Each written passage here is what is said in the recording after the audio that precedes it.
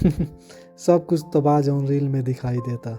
मोहब्बत के 4 गो शायरी बा, ओशो के 4 गो ज्ञान बा, नेतवन के 4 गो जोरदार जुमला भी बा, सफलता के 4 गो मंत्र बा, 4 गो मोटिवेशनल गुरु लोग भी बाने, सुंदरता बा, फैशन बा।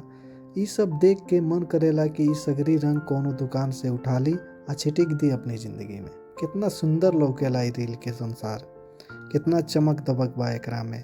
दिन में रात, रात में दिन लौकेला। बाकी असली ज़िंदगी में का बा?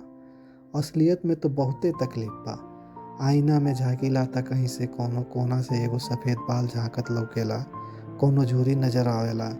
जेब में हाथ डालीला त खाली खाता मुँह चिढ़ावेला। घड़ी की ओर देखिला त ढेर सारा अधूरा काम लौकेला। घर की ओर देखिला त अधूरा ख्वाब के सीलन नज़र आवेला।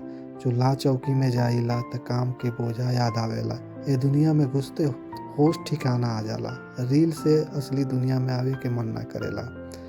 बाकी सच तो सच ह, अपनी ओर खींच लेला वास्तविकता के साँच। बहुत कठोर बा ई दुनिया। काश रील ही रियल होइत, काश रील ही रियल होइत।